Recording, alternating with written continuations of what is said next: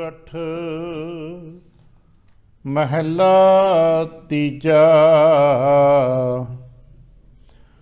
ਦਾਸਨ ਦਾਸ ਹੋਵੈ ਤਾਂ ਹਰ ਪਾਏ, ਵਿਚੋਂ ਆਪ ਗਵਾਈ।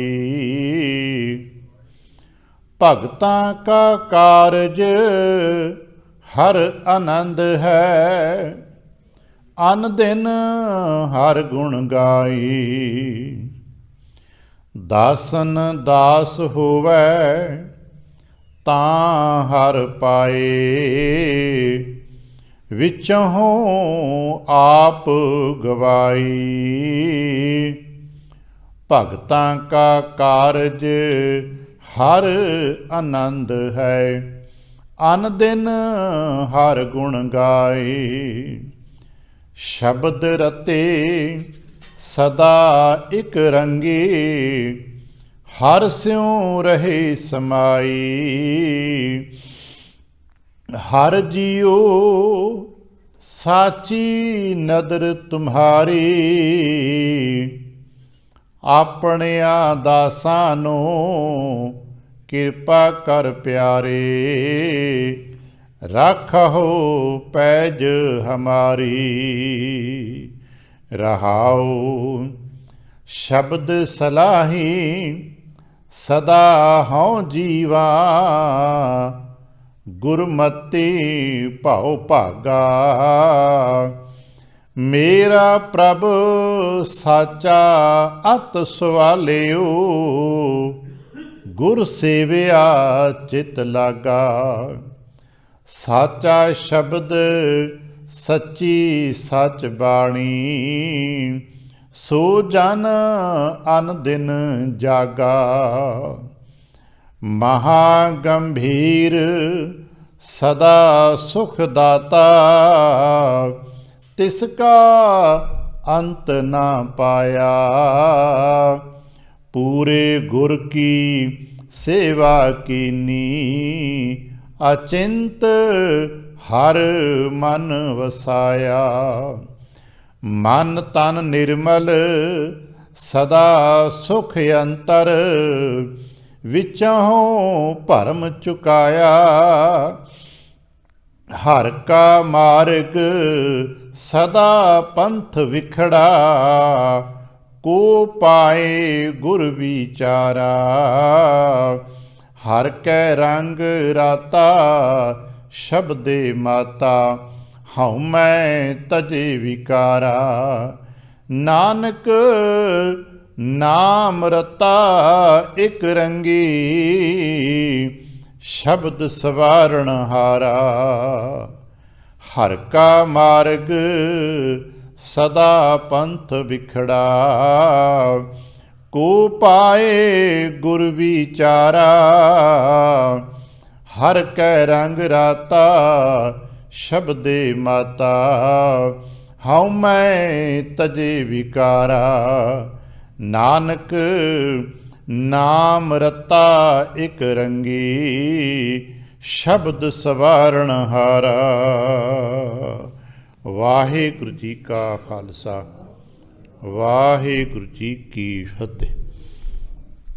ਸਤਿਗੁਰੂ ਪਾਤਸ਼ਾਹ ਸਾਹਿਬ ਜੀ ਦੇ ਪਾਵਨ ਦਰਬਾਰ ਦੀਆਂ ਹਾਜ਼ਰੀਆਂ ਭਰਦਿਆਂ ਗੁਰੂ ਪਾਤਸ਼ਾਹ ਸਾਹਿਬ ਜੀ ਦੇ ਆਪਣੇ ਹੀ ਨਿਜ ਪਾਵਨ ਸਰੂਪ ਸ਼ਬਦ ਨਾਲ ਚਿੱਤ ਲਾ ਕੇ ਜਦ ਆਪ ਸਾਵਧਾਨ ਤੇ ਇਕਾਗਰ ਚਿੱਤ ਹੋਏ ਜੁੜ ਮਿਲ ਬੈਠੇ ਹੋ, ਪਾਤਸ਼ਾਹ ਗੁਰਦੇਵ ਜੀ ਦੀਆਂ ਬੇਅੰਤ ਮਹਿਰਮਤਾਂ ਤੇ ਵਡਿਆਈਆਂ ਜੋ ਸਤ ਸੰਗਤ ਵਿੱਚ ਸਦਾ ਵਰਤਦੀਆਂ ਨੇ, ਆਪ ਉਹਨਾਂ ਦੇ ਸਾਂਝੀ ਤੇ ਧਾਰਣੀ ਹੋਇਓ।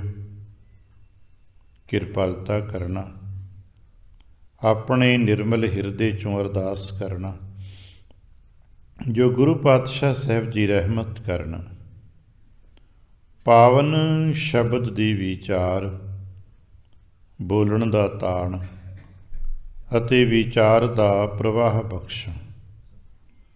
ਇੱਕ ਵਾਰ ਆਸੀਸ ਦਿੰਦਿਆਂ ਅੰਮ੍ਰਿਤ ਦ੍ਰਿਸ਼ਟੀ ਪਾ ਕੇ ਜਪਣਾ ਜੀ ਸਤਨਾਮ ਸ਼੍ਰੀ ਵਾਹਿਗੁਰੂ। ਗਰੀਬ ਨਿਵਾਸ ਘਟ ਘਟ ਕੇ ਵਾਸੀ ਸ਼੍ਰੀ ਅਕਾਲ ਪੁਰਖ ਵਾਹਿਗੁਰੂ ਜੀ ਦਾ ਕੋਟਾਨ ਕੋਟ ਸ਼ੁਕਰਾਨਾ ਹੈ ਜੋ ਸੱਚੇ ਪਾਤਸ਼ਾਹ ਸਾਹਿਬ ਜੀ ਨੇ ਕਿਰਪਾ ਕੀਤੀ, ਸੰਪੂਰਨ ਰੈਣ ਆਪਣੇ ਪਿਆਰ ਅਤੇ ਭਾਣੇ ਵਿੱਚ ਬਤੀਤ ਕਰਾਈ ਹੈ। ਅੰਮ੍ਰਿਤ ਵੇਲੇ ਦੀ ਜਾਗ ਬਖਸ਼ਿਸ਼ ਕੀਤੀ ਤੇ ਇਸ ਵਕਤ ਆਪਣੇ ਹੀ ਪਾਵਨ ਦਰਬਾਰ ਦੀ ਹਾਜ਼ਰੀ ਭਰਨ ਦਾ ਸੁਭਾਗਾ ਸਮਾਂ ਬਖਸ਼ਿਸ਼ ਕੀਤਾ। ਹਰ ਰੋਜ਼ ਦੀ ਤਰ੍ਹਾਂ ਅੱਜ ਵੀ ਅੰਮ੍ਰਿਤ ਵੇਲੇ ਸੱਚੇ ਸਾਹਿਬ ਦੀ ਬਖਸ਼ਿਸ਼ ਦਾ ਦਰ ਖੁੱਲ੍ਹਿਆ ਤੇ ਸਾਨੂੰ ਫਿਰ ਰੋਕ ਕੇ ਇੱਕ ਵਿਚਾਰ ਦਿੱਤੀ ਹੈ ਕਿ ਭਾਈ ਸੰਸਾਰ ਦੀਆਂ ਆਸਾਵਾਂ ਤੇ ਆਸਾਵਾਂ ਦੇ ਨਾਲ ਜੋ ਸਾਡੀ ਮਨਸਾ ਨਿਬੰਧਨ ਹੈ,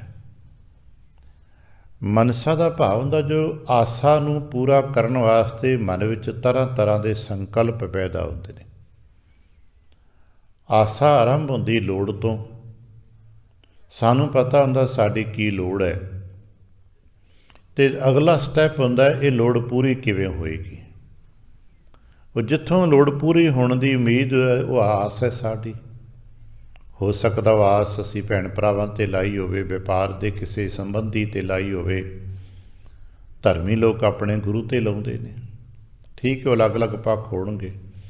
ਦੁਨਿਆਵੀ ਤੌਰ 'ਤੇ ਅਸੀਂ ਕਿਤੇ ਨਾ ਕਿਤੇ ਕਿਸੇ ਨਾ ਕਿਸੇ ਸੱਜਣ ਮਿੱਤਰ ਨੂੰ ਆਪਣੀ ਲੋੜ ਦੇ ਬਾਰੇ ਦੱਸਦੇ ਹਾਂ, ਭਾਈ ਇਹ ਮੇਰੀ ਲੋੜ ਹੈ, ਤੇਰੇ 'ਤੇ ਮੇਰੀ ਆਸ ਹੈ। ਪਰ ਉਸ ਆਸ ਤੇ ਲੋੜ ਦੇ ਦਰਮਿਆਨ ਬਹੁਤ ਸਾਰੇ ਸੰਕਲਪ ਵਿਕਲਪ, ਇੱਦਾਂ ਹੋ ਜਾਏ, ਆਹ ਹੋ ਜਾਏ, ਇੱਦਾਂ ਕਰ ਲਈਏ, ਇੱਦਾਂ ਕਰ ਲਈਏ। ਮਨ ਦੇ ਵਿੱਚ ਬਹੁਤ ਵਿਚਾਰ ਤੁਰੇ ਰਹਿੰਦੇ ਨੇ। ਐਸਾ ਤਾਂ ਕਦੇ ਨਹੀਂ ਅੱਜ ਤੱਕ ਹੋਇਆ ਕਿ ਸਾਡੇ ਮਨ 'ਚ ਕੋਈ ਖਿਆਲ ਆਇਆ, ਲੋੜ ਪਈ ਅਤੇ ਅਸੀਂ ਆਸ ਕੀਤੀ ਫਲਾਣੇ ਤੋਂ, ਮੁੜ ਕੇ ਸੋਚਣਾ ਹੀ ਬੰਦ ਕਰਤਾ ਹੋਵੇ। ਨਹੀਂ, ਅਸੀਂ ਤਮਾਮ ਹੋਰ ਜੱਜਕਲ ਦੀ ਭਾਸ਼ਾ 'ਚ ਸੈਕਿੰਡ ਆਪਸ਼ਨ ਸੋਚਦੇ ਰਹਿੰਦੇ, ਜੇ ਉਹਨੇ ਗੱਲ ਨਾ ਸੁਣੀ ਤਾਂ ਕੀ ਕਰਾਂਗੇ। ਸਿਆਣੇ ਸੰਸਾਰ ਦੇ ਤਰਕਵਾਦੀ ਨੇ, ਇਸ ਸੰਸਾਰ ਦੇ ਮਾਇਆਵੀ ਮੰਡਲਾਂ 'ਚ ਵਿਚਰਨ ਵਾਲੇ ਬੁੱਧੀਜੀਵੀ ਨੇ, ਉਹ ਹਮੇਸ਼ਾ ਕਹਿੰਦੇ ਨੇ ਸੈਕਿੰਡ ਆਪਸ਼ਨ ਰੱਖਿਆ ਕਰੋ, ਪਲਾਨ ਬੀ ਰੱਖਿਆ ਕਰੋ। ਤੋ ਇਹ ਤਾਂ ਸਾਡੀ ਮਨਸਾ ਹੈ। ਮੈਂ ਕੀ ਚਾਹੁੰਦਾ, ਲੋੜ ਵੀ ਹੈ, ਆਸ ਵੀ ਹੈ, ਪਰ ਮੈਂ ਕੀ ਚਾਹੁੰਦਾ ਹਾਂ ਇਹ ਮੇਰੀ ਮਨਸ਼ਾ ਹੈ। ਔਰ ਉਹ ਮਨਸ਼ਾ ਦਾ ਸਰਕਲ ਇਤਨਾ ਕਈ ਵਾਰ ਵਾਧਾ ਘਾਟਾ ਹੋ ਜਾਂਦਾ ਹੈ ਕਿ ਚੰਗੇ ਰਾਹ ਤੁਰਨ ਦੀ ਬਜਾਏ ਅਸੀਂ ਗਲਤ ਰਸਤਾ ਅਖਤਿਆਰ ਕਰ ਲੈਂਦੇ ਹਾਂ। ਆਪਣੀ ਲੋੜ ਨੂੰ ਪੂਰਾ ਕਰਨ ਲਈ ਸਹੀ ਰਾਹ ਚੁਣਨ ਦੀ ਬਜਾਏ ਅਸੀਂ ਆਪਣੀ ਲੋੜ ਨੂੰ ਪੂਰਾ ਕਰਨ ਲਈ ਗਲਤ ਰਸਤਾ ਅਖਤਿਆਰ ਕਰ ਲੈਂਦੇ, ਖਤਰਨਾਕ ਰਾਹ ਲੈ ਲੈਂਦੇ ਹਾਂ ਅਤੇ ਫਿਰ ਬੰਧਨ ਬਣ ਜਾਂਦਾ ਹੈ, ਦੁੱਖ ਬਣ ਜਾਂਦਾ ਹੈ। ਇਹੀ ਹੈ ਆਸਾ ਮਨਸਾ ਬੰਧਨੀ ਭਾਈ।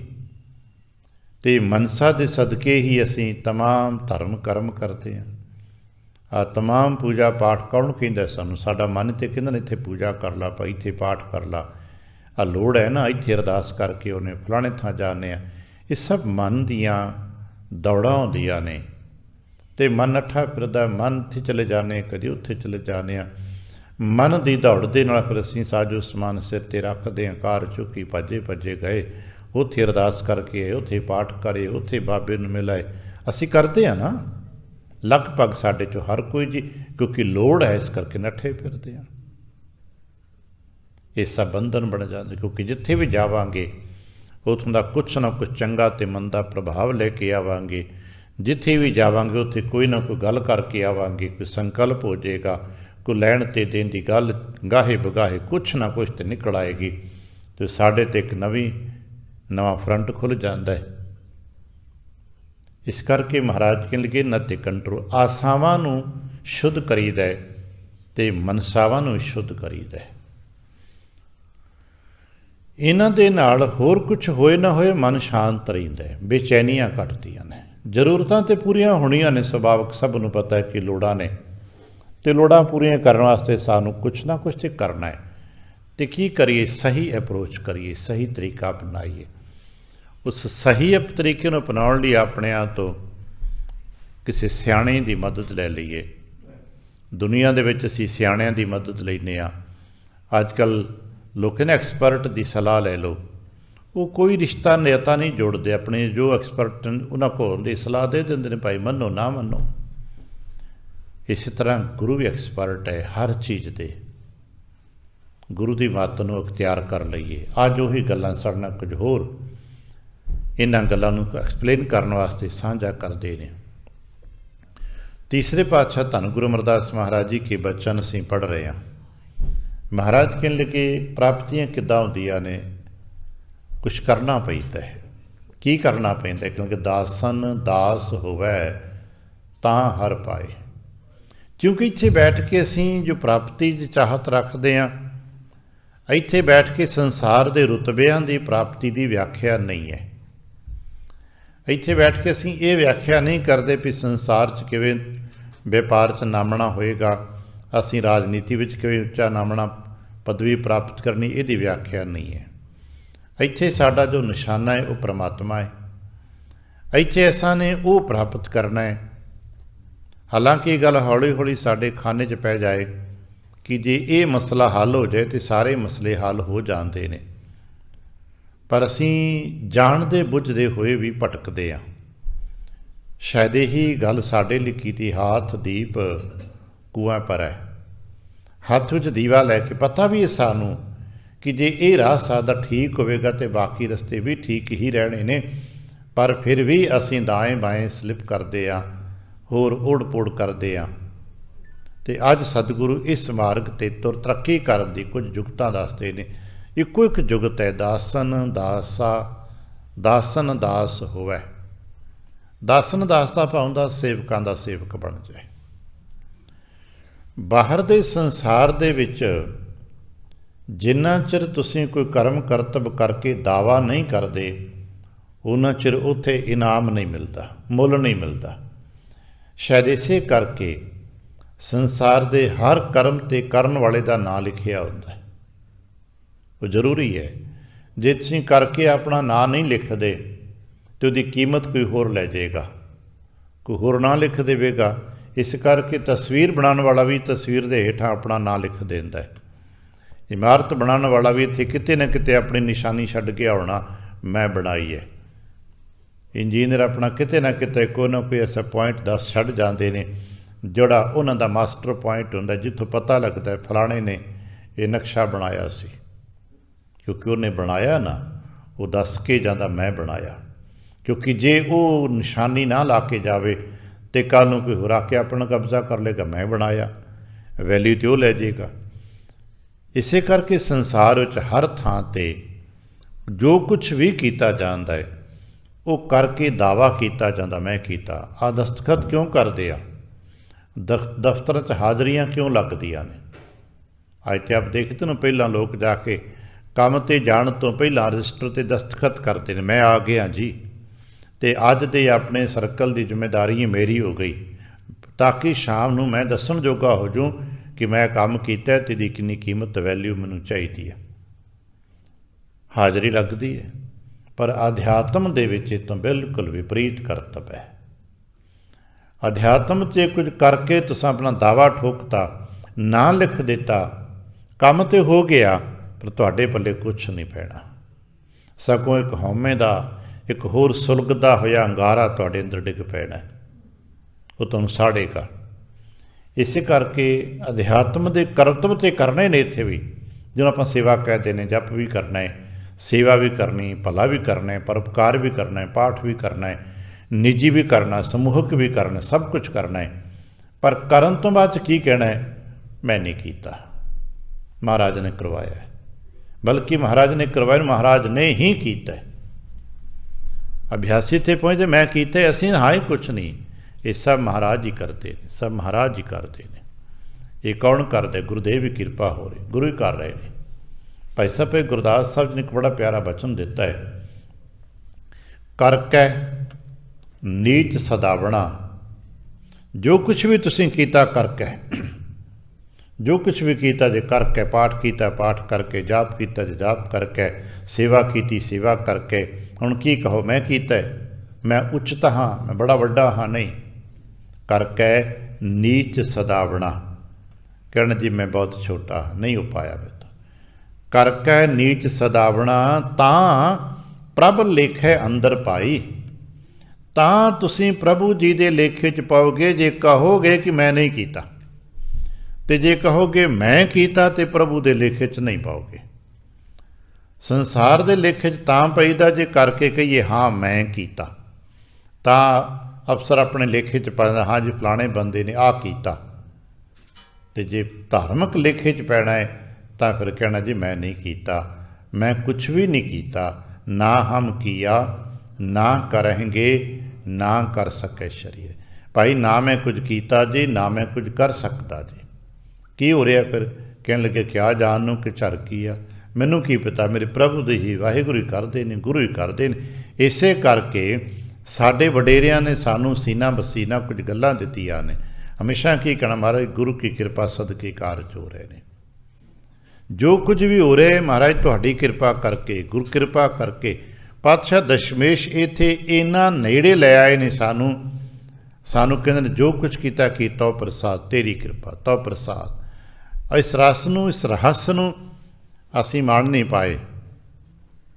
ਜਾਪ ਸਾਹਿਬ ਪੜ੍ਹਦੇ ਨੂੰ ਤੋ ਪ੍ਰਸਾਦ ਤੇਰੀ ਕਿਰਪਾ। ਅਸੀਂ ਸ਼ੁਦੇ ਸ਼ਾਇਦ ਦੋ ਸ਼ੰਤ ਪੜ੍ਹੇ ਤਾਂ ਤੇਰੀ ਕਿਰਪਾ ਨਹੀਂ, ਜੋ ਕੁਛ ਵੀ ਕੀਤਾ ਹੈ ਤੇਰੀ ਕਿਰਪਾ। ਇਹ ਸੱਚੇ ਪਾਤਸ਼ਾਹ ਤੇਰੀ ਕਿਰਪਾ ਤੇ। ਇੱਥੋਂ ਤੱਕ ਪੜ੍ਹਦੇ ਹੋ ਤੁਮਰੀ ਕਿਰਪਾ ਤੇ ਭਇਓ ਸਾਧ ਸੰਗ। ਅਸੀਂ ਆ ਬੈਠੇ ਹਾਂ, ਸਾਧ ਸੰਗ ਹੈ, ਸਤ ਸੰਗ ਹੈ। ਅਸੀਂ ਕਹਿੰਦੇ ਮੈਂ ਕੀਤਾ, ਮੈਂ ਕਥਾ ਕਰਨ ਆਇਆ ਜੀ, ਸਾਡੀ ਦਫ਼ਤਰ 'ਚ ਹਾਜ਼ਰ ਲੱਗਦੀ ਤਾਂ ਤੇ ਤਨਖਾਹ ਬਣਦੀ ਹੈ। ਪਰ ਠੀਕ ਹੈ, ਸੱਚ ਨੇ ਉਹ ਸੰਸਾਰ ਹੈ। ਪਰ ਇੱਥੇ ਮੈਂ ਕੁਝ ਨਹੀਂ ਜੀ ਕਰਦਾ, ਇੱਥੇ ਗੁਰੂ ਹੀ ਕਰਦਾ ਹੈ ਸਭ ਕੁਛ। ਇਹ ਗੁਰਦੇਵ ਹੀ ਕਰਦੇ ਨੇ, ਇੱਥੇ ਪ੍ਰਭੂ ਦਾ ਹੁਕਮ ਦੀ ਰਜ਼ਾ ਹੀ ਵਰਤਦੀ ਹੈ ਤਾਂ ਕੁਛ ਹੁੰਦਾ, ਜੇ ਨਹੀਂ ਤੇ ਕੁਛ ਨਹੀਂ ਹੁੰਦਾ। ਜਿਹੜੇ ਅਭਿਆਸੀ ਇਸ ਮੰਡਲ ਦੇ ਇਹਨਾਂ ਨੂੰ ਪਤਾ ਹੈ ਕਿਤਨੀਆਂ ਵੀ ਤਿਆਰੀਆਂ ਕਰਕੇ ਆ ਜਾਓ, ਜੇ ਪ੍ਰਭੂ ਜੀ ਦਾ ਹੁਕਮ ਨਾ ਵਰਤੇ ਤੇ ਕੁਛ ਵੀ ਨਹੀਂ ਹੋ ਸਕਦਾ। ਕੋਈ ਨਾ ਕੋਈ ਵਿਧੀ ਐਸੀ ਬਣ ਜਾਏਗੀ ਤੁਸੀਂ ਇਸ ਮੁਕਾਮ ਤੱਕ ਪਹੁੰਚ ਹੀ ਨਹੀਂ ਪਾਓਗੇ। ਤੇ ਕਈ ਵਾਰ ਕਹਿੰਦਾ ਕਿ ਬਿਨਾਂ ਤਿਆਰੀ ਤੋਂ ਸੋਚਿਆ ਵੀ ਨਹੀਂ ਹੁੰਦਾ, ਉਹ ਤੁਹਾਡੇ ਲਈ ਇੰਤਜ਼ਾਰ ਹੋ ਰਿਹਾ, ਆ ਜਾਓ ਜੀ ਬੈਠੋ। ਕਿਉਂਕਿ ਇੱਥੇ ਜਿਹਨੇ ਕਰਨਾ ਹੈ ਉਹਨੇ ਕਰਨਾ ਹੈ, ਕਿਹਨੂੰ ਵਰਤ ਲੈਣਾ। ਤੇ ਮਾਲਕ ਐਸੇ ਸੁਣਦੇ ਆ ਵਡੇਰਿਆਂ ਤੋਂ, ਸਾਹਿਬ ਜੀ ਦੇ ਸਿਰ 'ਤੇ ਆਪਣਾ ਪਿਆਰ ਭਰੇ ਹੱਥ ਰੱਖ ਦੇਣ, ਉਹ ਬੋਲਣ ਲੱਗ ਪੈਂਦਾ, ਉਹ ਕਰਨ ਲੱਗ ਪੈਂਦਾ। ਪ੍ਰਤੀਕ ਵਜੋਂ ਸਾਨੂੰ ਸਾਖੀ ਦਿੱਤੀ ਹੈ, ਗਾਥਾ ਦਿੱਤੀ ਹੈ। ਯਾਦ ਰੱਖਣਾ ਇਤਿਹਾਸ ਦੀ ਹਰ ਘਟਨਾ ਜੋ ਸਾਡੇ ਗੁਰੂ ਪਾਤਸ਼ਾਹ ਸਾਹਿਬ ਜੀ ਨੇ ਆਪਣੇ 10 ਪਾਤਸ਼ਾਹਾਂ ਦੇ ਜੀਵਨ ਕਾਲ ਵਿੱਚ ਵਰਤੀਆਂ ਨੇ, ਉਹਨਾਂ ਦੇ ਬੜੇ ਗਹਿਰੇ ਰਹੱਸ ਨੇ, ਉਹ ਪ੍ਰਤੀਕ ਨੇ ਸਾਡੇ ਲਈ। ਗੂੰਗੇ ਦੇ ਸਿਰ 'ਤੇ ਛਟੀ ਰੱਖ ਕੇ ਗੀਤਾ ਦੇ ਅਰਥ ਕਰਵਾ ਲੈਣ ਦਾ ਮਤਲਬ ਕੀ ਹੈ ਕਿ ਜੇ ਗੁਰੂ ਚਾਹੇ ਤਾਂ ਕਿਸੇ ਤੋਂ ਵੀ ਕੁਝ ਕਰਵਾ ਸਕਦੇ। ਮਤਾ ਕੋਈ ਮਾਣ ਕਰੇ ਕਿ ਦੇਖੋ ਜੀ ਮੈਂ ਹੀ ਬੜਾ ਹਾਈਲੀ ਕੁਆਲੀਫਾਈਡ ਹੈ, ਮੈਂ ਹੀ ਡਿਗਰੀਆਂ ਲੈ ਕੇ, ਨਾ ਭਾਈ ਤੇਰੇ ਵਰਗੇ ਪਤਾ ਨਹੀਂ ਕਿੰਨੇ ਕੁ ਦੁਨੀਆ 'ਤੇ ਤੁਰੇ ਫਿਰਦੇ ਨੇ। ਪਰ ਜੇ ਗੁਰੂ ਕੀ ਕਿਰਪਾ ਪਾ ਦੇਵੇ, ਰਹਿਮਤ ਦੀ ਸੋਟੀ ਰੱਖ ਦੇਵੇ, ਤੇ ਇੱਥੇ ਗੂੰਗੇ ਵੀ ਵਿਦਵਾਨਾਂ ਵਾਂਗ ਪਟਾਕਦੇ ਨੇ, ਬੋਲਦੇ ਨੇ। ਔਰ ਇਹੀ ਗੱਲ ਸਾਖੀ 'ਚ ਸਾਨੂੰ ਸੁਣਾਈ ਜਾਂਦੀ, ਦੱਸੀ ਜਾਂਦੀ ਹੈ। ਇਸ ਕਰਕੇ ਅੱਜ ਮਹਾਰਾਜ ਤੀਸਰੇ ਪਾਤਸ਼ਾਹ ਸਾਹਿਬ ਕਹਿਣ ਲੱਗੇ ਅਗਰ ਕੁਝ ਪ੍ਰਾਪਤ ਕਰਨਾ ਹੈ ਤੇ ਚੇਤਾ ਰੱਖਣੀ ਸੇਵਕਾਂ ਦਾ ਸੇਵਕ ਬਣ ਜੇ। ਸੇਵਕ ਕਾ ਹੋਏ ਸੇਵਕ ਵਰਤਾ, ਕਰ ਕਰ ਬਿਨੋ ਬੁਲਾਈ। ਤੇ ਜਦੋਂ ਵੀ ਕਿਸੇ ਨੇ ਬੁਲਾਉਣਾ ਬੇਨਤੀ ਸਹਿਤ ਬੁਲਾਉਣਾ, ਹੰਕਾਰ ਦੇ ਹੁਕਮੀ ਪੱਧਰ 'ਤੇ ਨਹੀਂ ਜਾ ਕੇ ਬੁਲਾਉਣਾ, ਬੇਨਤੀ ਕਰਕੇ। ਦਾਸਨ ਦਾਸ ਹੋਵੈ ਫਿਰ ਕੀ ਮਿਲੇਗਾ, ਤਾਂ ਹਰ ਪਾਏ, ਤਾਂ ਪ੍ਰਮਾਤਮਾ ਦੀ ਪ੍ਰਾਪਤੀ ਹੁੰਦੀ ਹੈ। ਸੇਵਕਾਂ ਦਾ ਸੇਵਕ ਹੋ ਜਾਏ। ਅਸੀਂ ਆਪਣੇ ਘਰ ਇੱਕ ਸਾਖੀ ਵੇਖੀ ਹੈ, ਪੜ੍ਹੀ ਸੁਣੀ, ਕਈ ਵਾਰ ਆਪਣੀ ਹੋਏਗੀ। ਭਾਈ ਕਨ੍ਹਈਆ ਪੜ੍ਹੇ ਲਿਖੇ ਨੇ, ਅਮੀਰ ਪਰਿਵਾਰ 'ਚੋਂ ਨੇ, ਔਰ ਪਰਿਵਾਰ ਵੀ ਕੋਈ ਛੋਟਾ ਮੋਟਾ ਮਿਡਲ ਕਲਾਸ ਨਹੀਂ, ਉੱਚ ਦਰਜੇ ਦਾ ਅਮੀਰ ਹੈ। ਅੱਜ ਕੱਲ੍ਹ ਅਸੀਂ ਠੇਕੇਦਾਰ ਸ਼ਬਦ ਵਰਤ ਲੈਂਦੇ ਹਾਂ, ਕੰਟਰੈਕਟਰ ਵਰਤ ਲੈਂਦੇ ਹਾਂ। ਗੌਰਮੈਂਟ ਕੰਟਰੈਕਟਰ ਨੇ ਇਹਨਾਂ ਦੇ ਪਿਤਾ ਜੀ। ਵਕਤ ਦੀ ਸਰਕਾਰ ਦੇ ਨਾਲ ਅਤੇ ਵਕਤ ਦੀ ਸਰਕਾਰ ਦੀ ਜੋ ਆਰਮੀ ਨੂੰ, ਫੌਜ ਨੂੰ ਰਾਸ਼ਨ ਸਪਲਾਈ ਕਰਦੇ ਨੇ। ਬੜਾ ਵੱਡਾ ਕੰਮ ਹੈ ਭਾਈ, ਲੱਖਾਂ ਦੇ ਹੇਰ ਫੇਰ ਹੁੰਦੇ ਨੇ, ਲੱਖਾਂ ਹਜ਼ਾਰਾਂ ਬੰਦੇ ਕੰਮ ਕਰਦੇ ਨੇ। ਐਸੇ ਪਰਿਵਾਰ ਦੇ ਵਿੱਚੋਂ ਅਮੀਰ ਖਾਨਦਾਨ 'ਚੋਂ ਨੇ, ਪਰ ਇਹਨਾਂ ਦੇ ਅੰਦਰ ਪ੍ਰਭੂ ਜੀ ਨੂੰ ਮਿਲਣ ਦੀ ਲਗਨ ਲੱਗ ਗਈ ਹੈ। ਉਸ ਪਾਸੇ ਦੇਖਦੇ ਨੇ ਕਿ ਫਿਰ ਉੱਥੇ ਤਾਂ ਬੜਾ ਡਾਢਾ ਜ਼ੋਰ ਵਰਤਦਾ ਹੈ ਕਿ ਜਦੋਂ ਵੀ ਕਿਤੇ ਫੌਜ ਕਿਤੇ ਦੂਜੀ ਥਾਂ ਹਿਜਰਤ ਕਰਦੀ ਹੈ, ਇਹਨਾਂ ਰਾਸ਼ਨ ਸਪਲਾਈ ਕਰਨਾ ਹੁੰਦਾ ਤੇ ਜੇ ਲੱਖਾਂ ਦੀ ਫੌਜ ਹੈ ਤੇ ਹਜ਼ਾਰਾਂ ਬੰਦੇ ਭਾਰ ਚੁੱਕਣ ਵਾਲੇ ਵੀ ਚਾਹੀਦੇ ਨੇ, ਕਿਉਂਕਿ ਮਜ਼ਦੂਰ ਪੈਸੇ ਦੇ ਕੇ ਥੋੜ੍ਹਾ ਫੜਦੇ ਨੇ। ਜਿਹੜੇ ਪਿੰਡ ਦੇ ਗਏ, ਜਿਹੜਾ ਰਾਹ ਪਿੰਡ ਪੜਿਆ ਧੱਕੇ ਦੇਣਾ, ਬੰਦੇ ਫੜ ਲਏ। ਔਰ ਉਹ 'ਚ ਕੋਈ ਹਿੰਦੂ ਮੁਸਲਮਾਨ ਮਸਲਾ ਕੋਈ ਨਹੀਂ ਸੀ। ਮਤ ਖਿਆਲ ਕਰਨਾ, ਅਸੀਂ ਕੇਵਲ ਕਿਲਿਕ ਸਨਾਤ ਧਰਮ ਨੂੰ ਕਹਿੰਦੇ ਰਹਿੰਦੇ ਹਾਂ। ਸਾਰੇ ਹੀ ਡਾਢੇ ਇੱਦਾਂ ਹੀ ਕਰਦੇ ਰਹੇ ਨੇ, ਕਰਦੇ ਹੀ ਰਹਿਣੇ ਨੇ, ਔਰ ਸਦੀਆਂ ਤੋਂ ਇੱਦਾਂ ਹੀ ਹੁੰਦਾ ਆਇਆ। ਜਿਹਦੇ ਕੋਈ ਜ਼ੋਰ ਹੈ ਉਹ ਵਰਤ ਲੈਂਦਾ ਹੈ। ਇਹਨਾਂ ਦੇ ਪਿਤਾ ਜੀ ਵਰਤੇ ਸਨ। ਪਿੰਡਾਂ ਦੇ ਲੋਕਾਂ ਨੂੰ ਬੇਕਾਰ ਫੜਨਾ, ਪੰਡਾ ਚੁਕਾਣੀਆਂ, ਸਮਾਂ ਲਦਾਣਾ, ਪੱਲੇਦਾਰ ਲਾਉਣੇ, ਕੋਈ ਪੈਸਾ ਥੋੜ੍ਹਾ ਕੁ ਦਿੰਦੇ, ਧੱਕੇ ਦੇ ਨਾਲ ਲਿਆਉਣੇ ਬੰਦੇ, ਆਪਣਾ ਕੰਮ ਲਦਾਇਆ, ਕੰਮ ਲਤੌਰਾਇਆ। ਇਹ ਨਾ ਵੇਖ ਵੇਖ ਕੇ ਪਰੇਸ਼ਾਨ ਹੋਣਾ ਵੀ ਇਹ ਤਾਂ ਧੱਕਾ ਹੋ ਰਿਹਾ। ਠੀਕ ਹੈ, ਕਈ ਵਾਰ ਪੰਡਾਂ ਚੁੱਕਦੀਆਂ ਕਾਫਲੇ ਜਾਣੇ, ਕੋਈ ਬਜ਼ੁਰਗ ਵੇਖ ਕੇ ਪੰਡ ਆਪ ਚੁੱਕ ਲੈਣੀ, ਉਹ ਰੌਲਾ ਰੱਪਾ ਘਰ ਪਰਿਵਾਰ ਕਈ ਵਾਰ ਉਲਾਮੇ ਸ਼ਿਕਾਇਤਾਂ ਹੋਈਆਂ। ਅਖੀਰ 'ਤੇ ਵਿਰਾਗ ਪ੍ਰੇਮ ਵੱਧਦਾ ਵੱਧਦਾ ਵੱਧਦਾ ਵੱਧਦਾ ਲਾਹੌਰ ਸੰਗਤ ਵਿੱਚ, ਲਾਹੌਰ ਸੰਗਤ ਤੋਂ ਛੇਤੀ ਗੱਲ ਕਰ ਇਹ ਅਨੰਦਪੁਰ ਸਾਹਿਬ ਆ ਗਏ। ਅਨੰਦਪੁਰ ਸਾਹਿਬ ਧੰਨ ਗੁਰੂ ਤੇਗ ਬਹਾਦਰ ਸਾਹਿਬ ਜੀ ਦੇ ਹਜ਼ੂਰ ਆਣ ਮੱਥਾ ਟੇਕਿਆ, ਬੇਨਤੀ ਕੀਤੀ ਮਹਾਰਾਜ ਆਪਣੇ ਚਰਣੀ ਲਾ ਲਓ। ਮਹਾਰਾਜ ਨੇ ਚਰਣੀ ਲਾਉਣ ਦਾ ਜੁਗਤ ਕੀਤੀ, ਭਾਈ ਸੇਵਾ ਕਰ। 7 ਬਚਨ ਕਹਿਣ ਲੱਗੇ, ਜਾ ਜਲ ਭਰ ਕੇ ਲਿਆ। ਜਲ ਭਰ ਲਿਆਇਆ। ਮਹਾਰਾਜ ਨੇ ਜਲ ਭਰਨ ਦੀ ਸੇਵਾ ਲਾਤੀ, ਅਤੇ ਲੰਗਰ ਵਿੱਚ ਜਲ ਢੋਣ ਤੋਂ ਇਲਾਵਾ ਜੋ ਸਮੇਂ ਬਚੇ ਤੂੰ ਘੋੜਿਆਂ ਦੀ ਸੇਵਾ ਕਰਿਆ ਕਰ। ਕਿੱਥੇ ਅਮੀਰਾਂ ਦਾ ਪੁੱਤਰ ਜਿਹਦੇ ਘਰ ਕੱਪੜੇ ਧੋਣ ਵਾਸਤੇ ਵੀ ਸੇਵਕ ਉਸ ਵਕਤ ਨੌਕਰ ਸਨ, ਅੱਜ ਉਹਨੂੰ ਲਗਾ ਦਿੱਤਾ ਹੈ ਮਹਾਰਾਜ ਨੇ ਆਪਣੇ ਅਸਤਬਲ ਦੇ ਵਿੱਚ। ਘੋੜਿਆਂ ਦੀ ਸੇਵਾ ਕਰਦਾ, ਬੜੇ ਸ਼ੌਕ ਨਾਲ ਕਰਦਾ, ਬੜੇ ਪ੍ਰੇਮ ਨਾਲ ਕਰਦਾ ਹੈ। ਇੱਕ ਦਿਨ ਧੰਨ ਗੁਰੂ ਤੇਗ ਬਹਾਦਰ ਸਾਹਿਬ ਜੀ ਨੇ ਸੁਭਾਵਕ ਕਿਤੇ ਵਿਚਰਨ ਜਾਣਾ ਹੈ, ਹੁਕਮ ਕੀਤਾ ਭਾਈ ਘੋੜਾ ਤਿਆਰ ਕਰਕੇ ਲਿਆਓ। ਕਿਉਂਕਿ ਅਸਤਬਲ ਵਿੱਚ ਸੇਵਾ ਕਰਦਾ ਹੈ, ਘੋੜਾ ਤਿਆਰ ਕਰਕੇ ਲਿਆ। ਕਾਠੀ ਆਦਿਕ ਪਾਈ ਸ਼ਿੰਗਾਰੇ ਹੈ, ਦਰਵਾਜ਼ੇ 'ਤੇ ਲੈ ਕੇ ਖੜ੍ਹਾ ਹੈ। ਅਜੇ ਮਹਾਰਾਜ ਦੇ ਆਉਣ 'ਚ ਚੰਦ ਪਲ ਬਾਕੀ ਨੇ। ਇਹ ਘੋੜਾ ਲੈ ਕੇ ਖੜ੍ਹਾ ਹੈ, ਬੜੇ ਪਿਆਰ ਨਾਲ ਘੋੜੇ ਦੀ ਮਾਲਿਸ਼ ਕਰਦਾ, ਥਾਪੀਆਂ ਦਿੰਦਾ। ਵਿਰਾਗ ਵੱਧ ਗਿਆ, ਘੋੜੇ ਨੂੰ ਮੱਥਾ ਟੇਕਣ ਲੱਗ ਪਿਆ। ਕਹਿਣ ਲੱਗਾ, ਘੋੜਿਆ ਤੂੰ ਕਿੰਨਾ ਭਾਗਾਂ ਵਾਲਾ ਹੈ। ਦੇਖ ਮਹਾਰਾਜ ਨੇ ਤੈਨੂੰ ਯਾਦ ਕੀਤਾ ਹੈ, ਮਹਾਰਾਜ ਨੇ ਤੈਨੂੰ ਬੁਲਾਇਆ ਹੈ, ਔਰ ਤੂੰ ਇਤਨਾ ਭਾਗਾਂ ਵਾਲਾ, ਇਤਨਾ ਸਮਝਦਾਰ ਹੈ ਕਿ ਮਹਾਰਾਜ ਨੂੰ ਕੁਛ ਕਹਿਣਾ ਨਹੀਂ ਪੈਂਦਾ। ਸੋਟੀ ਮਾਰਨੀ ਤੇ ਬੜੀ ਦੂਰ ਦੀ ਗੱਲ ਹੈ। ਬਸ ਤੂੰ ਮਹਾਰਾਜ ਅੱਡੀ ਲਗਾਉਂਦੇ ਨੇ, ਚਰਨਾਂ ਦੀ ਸ਼ੋਅ ਮਿਲਦੀ ਤੇ ਤੂੰ ਉੱਡ ਜਾਣਾ, ਦੌੜ ਜਾਣਾ ਹੈ। ਜਰਾ ਕੁ ਲਗਾਮ 'ਤੇ ਹੱਥ ਢਿੱਲਾ ਹੁੰਦਾ ਤੇ ਤੂੰ ਰੁਕ ਜਾਣਾ ਹੈ। ਬੜਾ ਸ਼ੁਭ ਭਾਗਾਂ ਵਾਲਾ ਹੈ। ਵਿਰਾਗ ਵਿੱਚ ਆਏ ਨੇ, ਘੋੜੇ ਨੂੰ ਮੱਥਾ ਟੇਕ ਕੇ ਨਮਸਕਾਰਾਂ ਕਰਦੇ ਨੇ।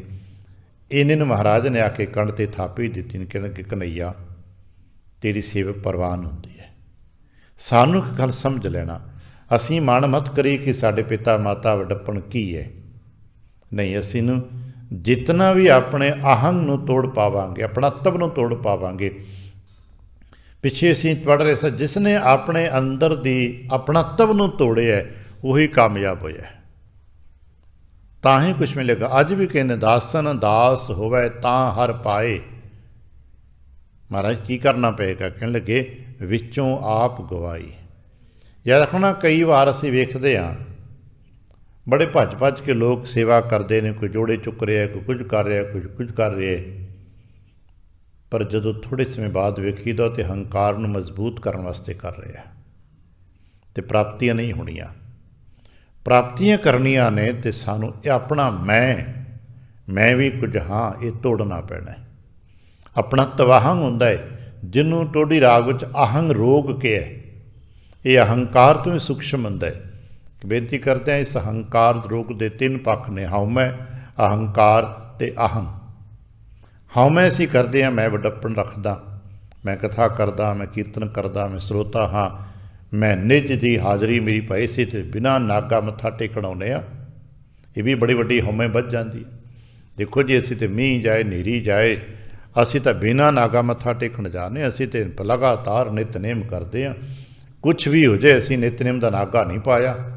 ਯਾਦ ਰੱਖਣਾ, ਇਹ ਵੀ ਹਉਮੈ ਦੀ ਪਰਤ ਦਰ ਪਰਤ ਇਹ ਵੱਧਦਾ ਜਾਂਦਾ ਜੀ। ਫਿਰ ਥੋੜ੍ਹਾ ਜਿਹਾ ਮਾਣ ਸਨਮਾਨ ਮਿਲਣ ਲੱਗ ਪਏ ਤੇ ਵਿਅਕਤੀ ਹੰਕਾਰ ਕਰਦਾ। ਜਰਾ ਕੁ ਰੁਤਬਾ ਮਿਲ ਜਾਏ ਤੇ ਵਿਅਕਤੀ ਦਾ ਹੰਕਾਰ ਦਿਨਾਂ ਦੇ ਵਿੱਚ ਲੋਕਾਂ ਨੂੰ ਬਦਲਦੇ ਦੇਖੀਦਾ ਕਿ ਕੱਲ੍ਹ ਉਹੀ ਵਿਅਕਤੀ ਕੁਛ ਹੋਰ ਸਨ। ਜਦੋਂ ਕੋਈ ਕੁਰਸੀ ਅਹੁਦਾ ਮਿਲ ਜਾਂਦਾ ਤੇ ਲਗਭਗ 90 ਕੁ ਦਿਨਾਂ ਬਾਅਦ ਉਹਨਾਂ ਦਾ ਐਟੀਟਿਊਡ ਚੇਂਜ ਹੋ ਜਾਂਦਾ ਹੈ। ਔਰ ਅਸੀਂ ਸਾਈਕੋਲੋਜੀ 'ਚ ਨਾ ਪੜ੍ਹੀ, ਉਹਨੂੰ ਪਤਾ ਹੈ ਕਿ 90 ਦਿਨਾਂ ਦੇ ਵਿੱਚ ਮਨੁੱਖ ਦਾ ਸੁਭਾਅ ਬਦਲ ਜਾਂਦਾ ਹੈ। ਰੁਤਬਾ ਮਿਲਣ ਦੀ ਦੇਰ ਹੈ, ਮਨੁੱਖ ਬਦਲ ਜਾਂਦਾ ਹੈ। बहुत टावें विरले ने ਜਿਹੜੇ ਇਹ 100 दिन सावधानी ना ਕੱਢ ਲੈਣ ਤੇ ਬਚ ਜਾਂਦੇ ਨੇ, ਨਹੀਂ ਤਾਂ ਇਸ ਬਿਮਾਰ ਹੋ ਜਾਂਦੇ ਨੇ। ਉੱਥੋਂ ਦਾ ਜੋ ਵਾਇਰਸ ਹੈ ਬਿਮਾਰੀ ਦਾ, ਹੰਕਾਰ ਦਾ, ਹਉਮੈ ਦਾ, ਵੱਡਪਣ ਦਾ, ਚੌਧਰਾਹਟ ਦਾ, ਉਹ ਉਹਨਾਂ ਦੀ ਸੁਰਤ ਮਤ ਬੁੱਧ ਨੂੰ ਖਤਮ ਕਰਨਾ ਸ਼ੁਰੂ ਕਰ ਦਿੰਦਾ ਹੈ। ਬੜੇ ਸਮੇਂ ਬਾਅਦ ਕਿਤੇ ਜਾ ਕੇ ਸਮਝ ਆਉਂਦੀ, ਜਦ ਸਮਝ ਆਉਂਦੀ ਤਾਂ ਤੱਕ ਸਮਾਂ ਬੀਤ ਚੁੱਕਾ ਹੁੰਦਾ ਹੈ। ਥੋੜ੍ਹੇ ਟਾਵੇਂ ਜੀ ਨੇ ਜਿਹੜੇ ਕਿਤੇ ਇੱਥੇ ਪਹੁੰਚੇ ਨੇ, ਪਾਤਸ਼ਾਹ ਕਿਰਪਾ ਕਰ ਮੇਰਾ ਆਹੰਗ ਟੁੱਟ ਜਾਏ, ਹੰਕਾਰ ਵੱਧਦਾ ਹੈ। ਅਤੇ ਚੇਤਨਾ ਇੱਕ ਹੁੰਦਾ ਤੋਂ ਸੂਖਸ਼ਮ ਹੈ ਆਹੰਗ, ਜੋ ਮੈਂ, ਅਮੀਰੀ ਹੈ, ਗਰੀਬੀ ਹੈ, ਅਹੁਦਾ ਪੱਲੇ ਨਹੀਂ, ਕੁਛ ਵੀ ਪੱਲੇ ਨਹੀਂ ਦੁਨਿਆਵੀ ਤੌਰ 'ਤੇ, ਪਰ ਉਹਨੂੰ ਪੰਜਾਬੀ 'ਚ ਆਪਾਂ ਆਕੜ ਕਹਿੰਦੇ ਹੁੰਦੇ ਹਾਂ। ਦੁਨਿਆਵੀ ਤੌਰ 'ਤੇ ਪੱਲੇ ਕੁਛ ਵੀ ਨਹੀਂ, ਨਾ ਰੁਪਇਆ ਪੱਲੇ ਹੈ, ਨਾ ਅਹੁਦਾ ਪੱਲੇ ਹੈ, ਨਾ ਕੁਛ ਪੱਲੇ, ਪਰ ਫਿਰ ਵੀ ਆਪਣੀ ਆਕੜ ਰੱਖਦੇ ਨੇ, ਫਿਰ ਵੀ ਸਹਿਯੋਗ ਕਰਕੇ ਰਾਜੀ ਨਹੀਂ, ਕੋਆਪਰੇਟ ਕਰਕੇ ਰਾਜੀ ਨਹੀਂ। ਮੈਂ ਕਿੱਦਾਂ ਕਰਾਂ? ਉਹ ਆਪਣੀ ਹੀ ਵੱਖਰੀ ਧੁਨ, ਆਪਣੀ ਢਪਲੀ ਅਤੇ ਆਪਣਾ ਰਾਗ ਵਜਾਈ ਜਾਂਦੇ ਨੇ। ਬੜਾ ਮੁਸ਼ਕਲ ਹੈ ਕੋਆਪਰੇਟ ਕਰਨਾ, ਬੜਾ ਮੁਸ਼ਕਲ ਹੈ ਦੂਜੇ ਦਾ ਸਹਿਯੋਗ ਕਰਨਾ, ਬੜਾ ਮੁਸ਼ਕਲ ਹੈ ਦੂਜੇ ਦੀ ਫੀਲਿੰਗਸ ਨੂੰ ਸਮਝ ਕੇ ਉਸ ਭਾਵ ਦੇ ਨਾਲ ਆਪਣੇ ਆਪ ਨੂੰ ਜੋੜ ਕੇ ਰੱਖਣਾ। ਅਤੇ ਸ਼ਾਇਦ ਇਹ ਗਵਾਉਣਾ ਪੈਣਾ ਹੈ, ਆਪਣੇ ਆਪਣੀ ਫੀਲਿੰਗਸ ਨੂੰ, ਆਪਣੇ ਅੰਦਰ ਦੇ ਮੈਂ ਨੂੰ। ਸੰਸਾਰ ਵਿੱਚ ਕਿਸ ਤਰੀਕੇ ਦੇ ਨਾਲ ਲੋਕ ਕਾਮਯਾਬ ਹੁੰਦੇ ਨੇ ਅਤੇ ਆਪਾਂ ਇੱਥੇ ਵਿਆਖਿਆ ਨਹੀਂ ਕਰਦੇ, ਪਰ ਦੁੱਖ ਇਸੇ ਕਰਕੇ ਹੁੰਦਾ। ਅੱਜ ਵੀ ਸਾਡੇ ਪਰਿਵਾਰਾਂ 'ਚ ਜੋ ਕਲੇਸ਼ ਹੈ, ਇਸੇ ਦਾ ਗੱਲ ਦਾ ਕਲੇਸ਼ ਹੈ। ਪਰਿਵਾਰਾਂ, ਧੀਆਂ ਪੁੱਤਰਾਂ ਦਾ, ਭੈਣ ਭਰਾਵਾਂ ਦਾ, ਪਤੀ ਪਤਨੀ ਦਾ, ਨੂੰਹ ਸੱਸ ਦਾ, ਜਿਤਨੇ ਕਲੇਸ਼ ਨੇ ਇਹਨਾਂ ਸ਼ਾਇਦ ਬਹੁਤਿਆਂ 'ਚੋਂ ਇਹ ਅਹੰਗ ਹੀ ਆਪਾ ਭਾਵ, ਮੈਂ ਕਿਵੇਂ ਮੰਨ ਜਾ, ਮੇਰੀ ਤਾਂ ਕੋਈ ਹੈਸੀਅਤ ਹੈ, ਮੈਂ ਵੀ ਤਾਂ ਕੁਝ ਹੋਂਦ ਆ, ਅਸੀਂ ਵੀ ਤਾਂ ਕੁਛ ਹੁੰਦੇ ਹਾਂ। ਯਾਦ ਰੱਖਣਾ, ਇਸੇ ਨੂੰ ਤਾਂ ਗਵਾਉਣਾ ਹੈ, ਇਸੇ ਨੂੰ ਤਾਂ ਮਿਟਾਵਣਾ ਹੈ। ਬੜਾ ਪਿਆਰਾ ਜਿਹਾ ਬਚਨ ਅੱਗੇ ਜਾ ਕੇ ਪਾਠ ਕਰਦਿਆਂ ਕਰਦਿਆਂ ਆਪ ਨੂੰ ਮਿਲੇਗਾ। ਗੁਰੂ ਨਾਨਕ ਸਾਹਿਬ ਜੀ ਨਾਂ 'ਤੇ ਹੋਂਦਾ, ਜਿਹਨੇ ਹੋਂਦ ਬਣਾਈ ਆਪਣੀ ਸਿਰ ਸਾਰੇ ਹੋਂਦ। ਲੜਾਈ ਕਾਹਦੀ ਹੈ? ਹੋਂਦ ਦੀ ਲੜਾਈ ਸੰਸਾਰ ਵਿੱਚ ਹੋਰ ਕਾਹਦੀ ਹੈ? ਮੇਰੀ ਹੋਂਦ ਵੱਡੀ, ਮੇਰੀ ਪਰਸਨੈਲਿਟੀ ਵੱਡੀ ਹੈ। ਦੂਜਾ ਕਹਿੰਦਾ ਲੈ ਇਹਦੀ ਹੋਂਦ ਖਤਮ ਕਰ ਦਿਆਂਗੇ, ਬੰਦਾ ਨਹੀਂ ਮਾਰਨਾ, ਹੋਂਦ ਖਤਮ ਕਰ ਦਿਆਂਗੇ ਇਹਦੀ। ਆਹ ਸੰਸਾਰ ਜੰਗ ਲੱਗਣ ਦੇ ਤਿਆਰੀ 'ਤੇ ਖੜਾ, ਕਾਹਦੀ ਲੜਾਈ ਹੈ? ਆਪਣੀ ਹਰ ਸਟੇਟ, ਹਰ ਰਾਜ ਆਪਣੀ ਹੋਂਦ ਬਣਾ ਕੇ ਬੈਠਾ ਹੈ, ਦੂਜੇ ਦੀ ਹੋਂਦ ਮਿਟਾ ਰਿਹਾ ਹੈ। ਸੰਸਾਰ 'ਚ ਗੱਲਾਂ ਕੁਝ ਚੰਗੀਆਂ ਜਿਹੀਆਂ ਲੱਗਦੀਆਂ ਨੇ, ਪਰ ਜਦੋਂ ਅਧਿਆਤਮ 'ਚ ਆ ਕੇ ਵੇਖੀਦਾ ਇਹੀ ਸਭ ਤੋਂ ਖਤਰਨਾਕ ਗੱਲਾਂ ਨੇ। ਆਹੰਗ, ਹੋਂਦ ਬਣਾਈ। ਗੁਰੂ ਪਾਤਸ਼ਾਹ ਕਹਿਣ ਲੱਗੇ ਹੋਂਦਾ, ਜਿਹਨੇ ਕੁਝ ਹੋਂਦ ਬਣਾ ਕੇ ਰੱਖੀ, ਫੜੀ ਅੱਗ ਉਹ ਫੜਿਆ ਜਾਏਗਾ। ਕੌਣ ਫੜੇਗਾ ਉਹਨੂੰ? ਜੰਮ ਫੜੇਗਾ। ਹੋਂਦਾ ਫੜੀ ਅੱਗ, ਨਾਨਕ ਜਾਣ ਅਤੇ ਭੜ ਕੇ ਜੰਮ ਜੂਨਾਂ 'ਚ ਪਾ ਦੇਵੇਗਾ। ਹੋਂਦ ਮਿਟਾ ਕੇ ਰੱਖ ਦੇਵੇਗਾ, ਰਗੜ ਦੇਵੇਗਾ। ਜਿਹਨੂੰ ਅਸੀਂ ਪਿੱਛੇ ਅਲਾਹਣੀਆਂ 'ਚ ਬੜੀ ਵਾਰ ਉਸ ਨੂੰ ਪੜ੍ਹ ਚੁੱਕੇ ਹਾਂ। ਫਿਰ ਗਲ ਸੰਗਲ ਪਾ ਕੇ ਧੂ ਕੇ ਤੋਰਦਾ ਹੈ, ਹੋਂਦ ਨੂੰ ਮਿਟਾ ਕੇ ਰੱਖ ਦਿੰਦਾ ਹੈ। ਪਰ ਮਹਾਰਾਜ ਪੁੱਛੀ ਤੁਸੀਂ ਕੀ ਕਰਦੇ ਹੋ? ਤੁਹਾਡਾ ਉਪਦੇਸ਼ ਹੁਕਮ ਕੀ ਹੈ? ਕਿ ਨਾ ਹਾਓ ਨਾ ਮੈਂ ਜੂਨੀ ਪਾਣ। ਅਗਰ ਜਨਮ ਮਰਨ ਦੇ ਚੱਕਰ ਤੋਂ ਬਚਣਾ ਤੇ ਆਪਣੀ ਹੋਂਦ ਨੂੰ ਛੱਡ ਦਿਓ। ਇੱਕ ਹੋ ਮੈਂ ਨਾਹੀ ਕਿਛ ਹਾਓ ਨਹੀਂ, ਕਿਛ ਆਹੇ ਨਾ ਮੋਰਾ, ਅਵਸਰ ਲੱਜਾ ਰਾਖ ਲਿਓ ਸਦਨਾ ਜਨ ਤੋਰਾ। ਸੱਚੇ ਪਾਤਸ਼ਾਹ ਮੈਂ ਆਪਣੀ ਹੋਂਦ, ਆਪਣੀ ਹਸਤੀ, ਆਪਣੀ ਹੈਸੀਅਤ ਛੱਡ ਦਿੰਦਾ ਹਾਂ। ਤੇਰੇ ਅੱਗੇ ਤੇ ਫਿਲਹਾਲ ਬਿਲਕੁਲ ਮੈਂ ਜ਼ੀਰੋ ਆ, ਕੁਛ ਵੀ ਤੇ ਨਹੀਂ ਆ। ਤਾਂ ਕੁਛ ਮਿਲੇਗਾ। ਅਧਿਆਤਮਿਕ ਸਫਲਤਾ ਉਦੋਂ ਹੋਣੀ ਤੇ ਤਾਂ ਜਾ ਕੇ ਕਿਤੇ ਪਰਮਾਰਥ ਵਿੱਚ ਪ੍ਰਵੇਸ਼ ਹੋਣਾ ਹੈ। ਅਜੇ ਅਧਿਆਤਮ ਦੀਆਂ ਗੱਲਾਂ ਆਪਾਂ ਕਰ ਰਹੇ ਹਾਂ ਅਤੇ ਅਧਿਆਤਮ ਦੇ ਪਹਿਲੇ ਖੰਡ ਦੀਆਂ, ਜਿੱਥੇ ਗਿਆਨ ਖੰਡ ਵਰਤੀਂਦਾ ਹੈ, ਫਿਰ ਤੋਂ ਉੱਪਰ ਜਾ ਕੇ ਅੱਗੇ ਫਿਰ ਜਾ ਕੇ ਜੇ ਪਰਮਾਰਥ ਹੈ। ਇਸੇ ਸੁਰਠ ਰਾਗ ਜਦੋਂ ਤੁਸੀਂ ਭਗਤ ਬਾਣੀ 'ਤੇ ਜਾਣਾ ਹੈ, ਉੱਥੇ ਬੜਾ ਪਿਆਰਾ ਬਚਨ ਪੜ੍ਹਨਾ ਰਵਿਦਾਸ ਸਾਹਿਬ ਜੀ ਦੇ ਨਾਂ 'ਤੇ। ਸਾਡੀ ਤਰੱਕੀ ਕਿਉਂ ਨਹੀਂ ਹੋ ਰਹੀ? ਇਹਨਾਂ ਨਿਤਨੇ ਮਹੀਨਾ ਪੂਜਾ ਪਾਠ ਜਾਪ ਤਾਪ ਕਰਦੇ, ਡੇ ਨਾਈਟ ਸਾਡੇ ਪਾਠ ਚੱਲ ਰਹੇ ਨੇ, ਡੇ ਨਾਈਟ ਸਾਡੇ ਕੀਰਤਨ ਦਰਬਾਰ ਹੋ ਰਹੇ ਨੇ, ਵੱਡੇ ਵੱਡੇ ਧੁਰੰਧਰ ਹੋ ਰਹੇ ਨੇ। ਅਲਟੀਮੇਟ ਨਾ ਵਿਅਕਤੀਗਤ, ਨਾ ਪਰਿਵਾਰਿਕ ਅਤੇ ਨਾ ਸਮੂਹਿਕ। ਸਾਡੀ ਕੌਮੀ ਤਰੱਕੀ ਕਿਉਂ ਨਹੀਂ ਹੋ ਰਹੀ? ਪਤਾ ਕਿਉਂ? ਜਵਾਬ ਅਲੱਗ ਅਲੱਗ ਹੋਣਗੇ ਸਭ ਦੇ, ਪਰ ਭਗਤ ਰਵਿਦਾਸ ਸਾਹਿਬ ਦਾ ਜਵਾਬ ਸੁਣ ਲੈਣਾ। ਇੰਦਰੀ ਸਬਲ, ਅਸੀਂ ਇੰਦਰੀ ਦੇ ਰਸਾਂ 'ਤੇ ਖੜ੍ਹੇ ਹਾਂ। ਮੈਂ ਹਾਂ ਕੰਨਾਂ ਦਾ ਰਸ, ਖਾਣ ਦਾ ਰਸ, ਪਾਉਣ ਦਾ ਰਸ, ਹੰਡਾਉਣ ਦਾ ਰਸ, ਇਹਨਾਂ ਰਸਾਂ 'ਤੇ ਬੈਠੇ ਹੋਏ ਹਾਂ। ਇੰਦਰੀ ਸਬਲ ਨਿਬਲ ਵਿਵੇਕ ਬੁੱਧ। ਅਤੇ ਜੋ ਵਿਵੇਕ ਜੋ ਮੰਗਿਆ ਸੀ, ਇਹ 'ਚ ਮੰਗ ਹੈ। ਇਸੇ ਰਾਹ ਵਿੱਚ ਅੱਗੇ ਜਾ ਕੇ ਖਿਆਲ ਹੋਣਾ ਹੈ, ਦੀਜੇ ਬੁੱਧ ਵਿਵੇਕਾ। ਉਹ ਵਿਵੇਕ ਕਮਜ਼ੋਰ ਹੈ ਸਾਡਾ। ਇੰਦਰੀ ਸਬਲ ਨਿਬਲ ਵਿਵੇਕ ਬੁੱਧ, ਅਤੇ ਨਤੀਜਾ ਕੀ ਹੈ? ਪਰਮਾਰਥ ਪ੍ਰਵੇਸ਼ ਨਹੀਂ। ਜਿਵੇਂ 12ਵੀਂ ਤੇ ਪਾਸ ਕਰ ਲਈ ਪਰ ਕਾਲਜ ਦਾਖਲਾ ਹੀ ਨਹੀਂ ਮਿਲ ਰਿਹਾ, ਕਿਤੇ ਤੁਰੇ ਫਿਰਦੇ ਆਪਣੇ ਬੱਚਿਆਂ ਦੇ ਕਾਗਜ਼ ਚੁੱਕ ਕੇ, ਦਾਖਲਾ ਨਹੀਂ ਮਿਲਦਾ। ਕਿਉਂ? ਕਿਉਂਕਿ ਅਸੀਂ ਉਸ ਲੈਵਲ ਨੂੰ ਛੂਹ ਹੀ ਨਹੀਂ ਪਾ ਰਹੇ ਜਿੱਥੇ ਜਾ ਕੇ ਦਾਖਲਾ ਮਿਲਦਾ। ਆ ਦੇਖਿਆ ਹੋਣਾ ਵੱਡੀਆਂ ਵੱਡੀਆਂ ਯੂਨੀਵਰਸਿਟੀਆਂ ਕੱਟ ਆਫ ਹੀ 100 ਦੇ ਲਾਏ ਹੁੰਦੇ ਨੇ, ਅਤੇ ਸਾਡਾ ਬੱਚਾ 50-60 ਵੀ ਲੈ ਕੇ ਨਹੀਂ ਆਉਂਦਾ, ਉਹਨੂੰ ਦਾਖਲਾ ਵੱਡੀ ਯੂਨੀਵਰਸਿਟੀ 'ਚ ਕਿੱਥੋਂ ਮਿਲ ਜਾਏਗਾ? ਕਿਉਂਕਿ ਉਸ ਲੈਵਲ ਤੱਕ ਜਾਣਾ ਪੈਣਾ ਹੈ ਜਿੱਥੇ ਜਾ ਕੇ ਉਹ ਦਾਖਲੇ ਮਿਲਦੇ ਨੇ। ਪਰਮਾਰਥ ਵਿੱਚ ਪ੍ਰਵੇਸ਼ ਕਰਨਾ ਹੈ ਅਤੇ ਸਾਨੂੰ ਇਸ ਮੰਡਲ ਨੂੰ, ਇਸ ਅਵਸਥਾ ਨੂੰ ਛੂਹਣਾ ਪੈਣਾ ਹੈ। ਮਹਾਰਾਜ ਕਹਿਣ ਲੱਗੇ, ਦਾਸਨ ਦਾਸ ਹੋਵੈ ਤਾਂ ਹਰ ਪਾਏ, ਇਹਨੂੰ ਗਵਾ ਆਪਣੇ ਆਪ ਨੂੰ ਵਿੱਚੋਂ ਆਪ ਗਵਾਈ।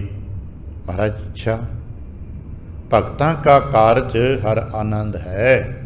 ਪਿਆਰਿਓ, ਸਾਡਾ ਕੰਮ ਕੀ ਹੈ? ਅਸਾਂ ਕਰਨਾ ਕੀ? ਸਾਡਾ ਜੋ ਟਾਰਗੇਟ ਕੀ ਹੈ? ਕਾਰਜ ਕਿਸ ਕੰਮ ਆਏ ਆਪਾਂ?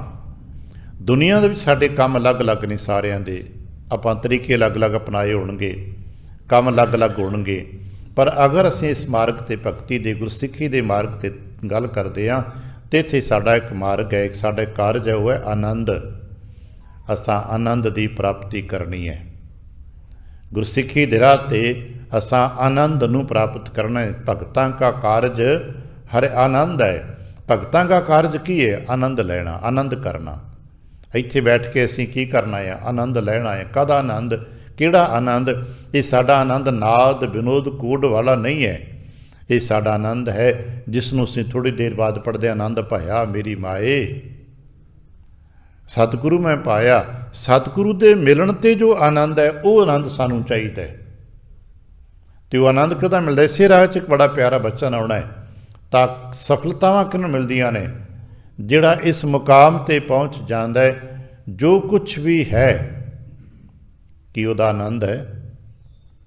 ਸਾਡੇ ਕੋਲ ਜੋ ਕੁਛ ਵੀ ਹੈ, ਅਮੀਰੀ ਹੈ, ਗਰੀਬੀ ਹੈ, ਧਨ ਹੈ, ਸੰਪਤੀ ਹੈ ਕਿ ਨਹੀਂ, ਕੀ ਅਸੀਂ ਇਸ ਨੂੰ ਕਹਿ ਪਾਏ ਕਿ ਆਨੰਦ ਹੈ? ਅਤੇ ਸ਼ਾਇਦ ਅਸੀਂ ਇੱਦਾਂ ਨਹੀਂ ਕਹਿ ਪਾ ਰਹੇ, ਅਸੀਂ ਇਸ ਤਰ੍ਹਾਂ ਨਹੀਂ ਸਵੀਕਾਰ ਕਰ ਪਾ ਰਹੇ। ਅਸੀਂ ਉਲਾਮਿਆਂ ਦੇ ਮੁਕਾਮ 'ਤੇ ਖੜ੍ਹੇ ਹੋਏ ਹਾਂ, ਪਰ ਸਤਿਗੁਰੂ ਕਹਿਣ ਲੱਗੇ, ਆਗੈ ਸੁਖ ਮੇਰੇ ਮੀਤਾ, ਪਾਛੈ ਆਨੰਦ ਪ੍ਰਭ ਕੀਤਾ। ਜਿਹੜਾ ਇੱਥੇ ਪਹੁੰਚਦਾ ਹੈ, ਉਹਦੇ ਹੀ ਆਉਣ ਵਾਲੇ ਸਮੇਂ 'ਚ ਸੁੱਖ ਪ੍ਰਾਪਤ ਹੁੰਦਾ ਹੈ। ਜਿਹੜਾ ਮੰਨਦਾ ਹੈ, ਦਾਰਸ਼ਨਿਕ ਲੋਕ ਮੰਨਦੇ ਨੇ ਇਸ ਤੁਕ ਨੂੰ, ਵੀ ਆਉਣ ਵਾਲਾ ਸਮਾਂ ਉਹਨਾਂ ਦਾ ਹੀ ਸੁਖੀ ਹੁੰਦਾ ਹੈ ਜੋ ਆਪਣੇ ਬੀਤ ਰਹੇ, ਬੀਤ ਚੁੱਕੇ ਸਮੇਂ ਦਾ ਆਨੰਦ ਮਨਾ ਲੈਂਦੇ ਨੇ। ਪਰ ਅਸੀਂ ਆਪਣੇ ਬੀਤ ਚੁੱਕੇ ਸਮੇਂ ਦੇ ਉਲਾਂਭੇ ਦਿੰਦੇ ਰਹਿੰਦੇ ਹਾਂ। ਸਾਡੇ ਤੋਂ ਕਿਸੇ ਨਾਲ ਗੱਲ ਕਰਕੇ ਦੇਖੀਏ, ਅਸੀਂ ਆਪਣੇ ਬੀਤੇ ਸਮੇਂ ਦਾ ਉਲਾਮਾ ਦਿੰਦੇ ਹਾਂ, ਅਤੇ ਜਿਹੜਾ ਸਮਾਂ ਚੰਗਾ ਬੀਤ ਗਿਆ ਹੋਵੇ ਉਹਦਾ ਮਾਣ ਕਰ ਲੈਂਦੇ ਹਾਂ, ਜਿਹੜਾ ਥੋੜ੍ਹਾ ਸਮਾਂ ਸਾਡੇ ਮੁਤਾਬਕ ਨਹੀਂ ਬੀਤੇ ਉਹਦਾ ਉਲਾਮਾ ਦਿੰਦੇ। ਜਾਂ ਤਾਂ ਅਤੀਤ ਦਾ ਅਸੀਂ ਮਾਣ ਕਰਦੇ ਹਾਂ, ਅਤੇ ਜਾਂ ਅਤੀਤ 'ਤੇ ਅਸੀਂ ਗਮ ਸ਼ੋਕ ਕਰਦੇ ਹਾਂ। ਅਸੀਂ ਆਪਣੇ ਅਤੀਤ ਦਾ ਆਨੰਦ ਨਹੀਂ ਮਾਣ ਪਾਏ। ਨਤੀਜਨ ਸਾਡਾ ਆਉਣ ਵਾਲਾ ਭਵਿੱਖ ਜਿਹੜਾ ਹੈ ਉਹ ਸੁਖਦਾਈ ਨਹੀਂ ਹੁੰਦਾ। ਭਗਤਾਂ ਦਾ ਕਾਰਜ ਸਿਰਫ ਆਨੰਦ ਪ੍ਰਾਪਤ ਕਰਨਾ ਹੈ, ਅਤੇ ਆਨੰਦ ਪ੍ਰਾਪਤ ਕੋਈ ਵਸਤੂ ਥੋੜ੍ਹਾ ਹੈ। ਆਨੰਦ ਪ੍ਰਾਪਤ ਦਾ ਮਤਲਬ ਜਿੱਥੇ ਹੈ, ਜੈਸਾ ਹੈ, ਜੋ ਹੈ, ਜਿਹਨੂੰ ਅਸੀਂ ਕਹਿੰਦੇ ਕਿ ਵੈਸਾ ਹੀ ਐਕਸੈਪਟੈਂਸ ਵਧਾ ਲਈਏ, ਕਿ ਐਸਾ ਸਵੀਕਾਰ ਹੈ, ਕਿ ਐਸਾ ਮਨਜ਼ੂਰ ਹੈ, ਅਤੇ ਆਪਣੇ ਆਪਣੇ ਹਿਰਦੇ 'ਚ ਪਾ ਕੇ ਕੀ ਸਾਨੂੰ ਸਾਡੀ ਪਰਿਸਥਿਤੀ, ਸਾਡੀ ਹਾਲਾਤ ਐਸੀ ਹੀ ਮਨਜ਼ੂਰ ਹੈ, ਅਤੇ ਸਾਡਾ ਅੰਦਰੋਂ ਜਵਾਬ ਕੀ ਦਿੰਦਾ ਹੈ? ਬਸ ਉਹਨਾਂ ਕੋਲ ਸਾਡਾ ਆਨੰਦ ਹੈ। ਅਤੇ ਸਾਡੇ ਬਹੁਤੇ ਜੀਂਦਾ ਹੁੰਦਾ, ਨਹੀਂ ਨਹੀਂ ਇੱਦਾਂ ਨਹੀਂ ਚਾਹੀਦਾ। ਕਿੱਦਾਂ ਚਾਹੀਦਾ? ਸੀ ਕੋਈ ਨਾ ਕੋਈ ਬਣਤਰ ਬਣਾਈ, ਇੱਦਾਂ ਦਾ ਚਾਹੀਦਾ।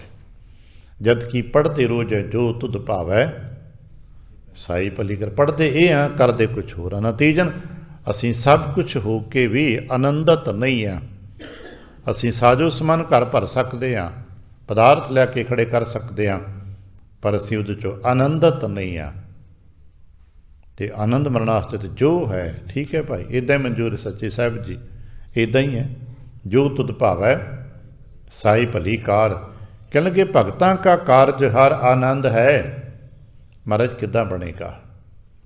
ਭਗਤਾਂ ਦਾ ਇਹ ਆਨੰਦ ਸਾਨੂੰ ਕਿੱਦਾਂ ਪ੍ਰਾਪਤ ਹੋਏਗਾ? ਅਸੀਂ ਤਾਂ ਵੀ ਉਸ ਭਗਤੀ ਦੀ ਰਾਹ 'ਤੇ ਤੁਰ ਸਕੀਏ। ਕੀ ਕਰੀਏ ਤਾਂ ਕਿ ਸਾਨੂੰ ਇਸ ਆਨੰਦ ਦੀ ਪ੍ਰਾਪਤੀ ਹੋ ਸਕੇ?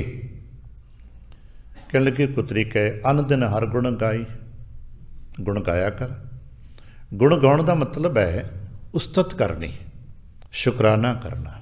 ਜੋ ਹੈ ਠੀਕ, ਸੱਚੇ ਪਾਤਸ਼ਾਹ ਸ਼ੁਕਰ ਹੈ ਤੇਰਾ। ਜੋ ਕੁਝ ਵੀ ਹੈ, ਜੈਸਾ ਵੀ ਹੈ, ਅਸੀਂ ਸੰਸਾਰ ਦੇ ਫਿਰ ਦੁਹਰਾਦੇ ਹਾਂ। ਅਸੀਂ ਇਹਨੂੰ ਚੰਗੇ ਅਤੇ ਮੰਦੇ ਨਜ਼ਰੀਏ ਦੇ ਨਾਲ, ਚੰਗੇ ਅਤੇ ਮੰਦੇ ਸ਼ਬਦਾਂ ਦੇ ਨਾਲ ਵਿਆਖਿਆਵਾਂ ਕਰਾਂਗੇ। ਹਾਲਾਤ ਠੀਕ ਨਹੀਂ ਗੇ। ਅੱਜ ਕਿਸੇ ਦੇ ਨਾਲ ਵੀ ਗੱਲ ਕਰੀਏ ਤੇ ਅਗਲਾ ਕੀ ਕਹਿੰਦਾ? ਹਾਲਾਤ ਠੀਕ ਨਹੀਂ ਗੇ। ਲਗਭਗ ਸਾਡਾ 100% ਤਾਂ ਨਹੀਂ ਕਹਿ ਸਕਦੇ, 99% ਦੇ ਆਸ-ਪਾਸ ਸਾਡਾ ਲੋਕਾਂ ਦਾ ਜਵਾਬ ਇਹ ਹੁੰਦਾ, ਭਾਈ ਹਾਲਾਤ ਠੀਕ ਨਹੀਂ ਗੇ, ਹਾਲਾਤ ਠੀਕ ਨਹੀਂ ਗੇ। ਪਰ ਜਿਸ ਨੇ ਹਾਲਾਤ ਬਣਾਏ ਨੇ ਉਹਨੂੰ ਪੁੱਛੀਏ ਕਿ ਇੱਦਾਂ ਹੀ ਕਰਨੇ ਸੀ।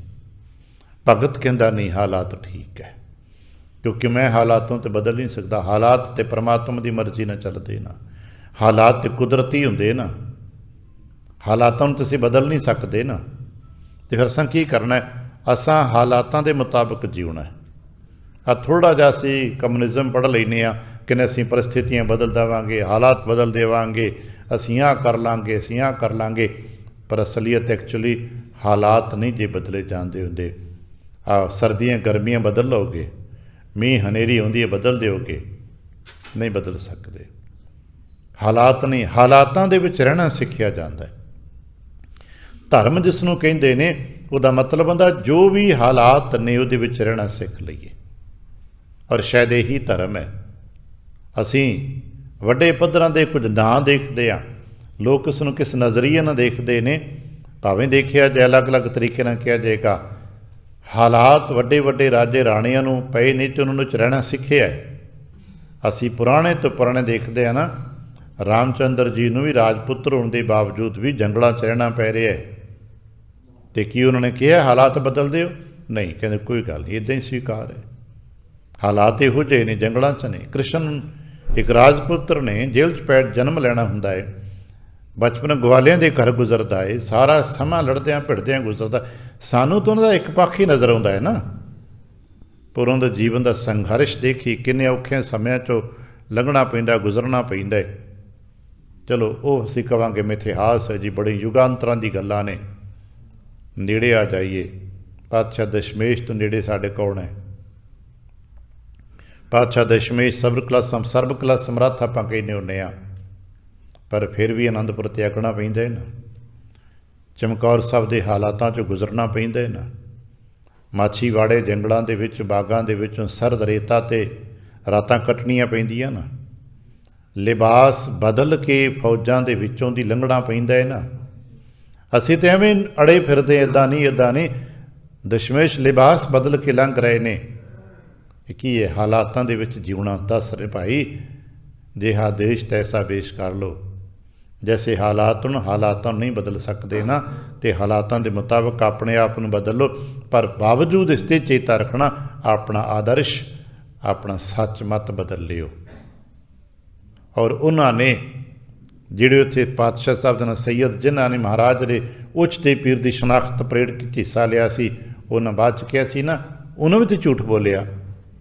ਦਸ਼ਮੇਸ਼ ਨੂੰ ਮਿਲ ਕੇ ਕਹਿਣ ਲੱਗੇ, ਮਹਾਰਾਜ ਅਸੀਂ ਲਫ਼ਜ਼ੀ ਅਤੇ ਵਕਤੀ ਝੂਠ ਬੋਲਿਆ, ਪਰ ਸੱਚ ਜਾਣਿਆ ਅਤੇ ਸੱਚ ਬਚਾਇਆ। ਹਾਲਾਤ ਕੀ ਨੇ, ਕਿਸ ਹਾਲਾਤ ਵਿੱਚ ਕੀ ਫੈਸਲਾ ਕਰਨਾ ਹੈ, ਇਹ ਸਾਨੂੰ ਪਤਾ ਹੋਣਾ ਚਾਹੀਦਾ ਵੀ ਕਿਸ ਹਾਲਾਤ ਵਿੱਚ ਅਸੀਂ ਕੈਸੇ ਵਰਤ ਰਹੇ ਹਾਂ। ਉੱਥੇ ਸੱਚ ਦਾ ਮਤਲਬ ਕੀ ਹੈ ਅਤੇ ਉੱਥੇ ਝੂਠ ਦਾ ਮਤਲਬ ਕੀ ਹੈ। ਨਹੀਂ ਤਾਂ ਦੁਨਿਆਵੀ ਤੌਰ 'ਤੇ ਜੋ ਮਰਿਆਦਤ ਹੈ, ਸ਼ਾਸਤਰੀ ਸੱਚ ਤੇ ਗੰਗੂ ਨੇ ਵੀ ਬੋਲਿਆ ਹੈ ਨਾ, ਗੰਗੂ ਨੇ ਕੋਈ ਝੂਠ ਥੋੜ੍ਹਾ ਬੋਲਿਆ। ਜੋ ਦੁਨੀਆ ਲੋਕ ਕਹਿੰਦੇ ਸੱਚ ਬੋਲੋ, ਸਦਾ ਸੱਚ ਬੋਲੋ, ਆਪਾਂ ਕਿਤਾਬਾਂ 'ਚ ਲਿਖਿਆ ਪੜ੍ਹਦੇ ਹਾਂ, ਉਹਨੇ ਸੱਚ ਹੀ ਤੇ ਬੋਲਿਆ। ਪਰ ਉਸ ਸੱਚ ਨੂੰ ਲਾਹਨਤਾਂ ਪੈਂਦੀਆਂ ਨੇ। ਉਸ ਸੱਚ ਨੇ ਸਾਡੇ ਇਤਿਹਾਸ ਦਾ ਰੰਗ ਬਦਲ ਦਿੱਤਾ ਹੈ। ਉਸ ਸੱਚ ਨੇ ਸਾਡਾ ਸਭ ਕੁਝ ਬਦਲ ਕੇ ਰੱਖ ਦਿੱਤਾ ਹੈ।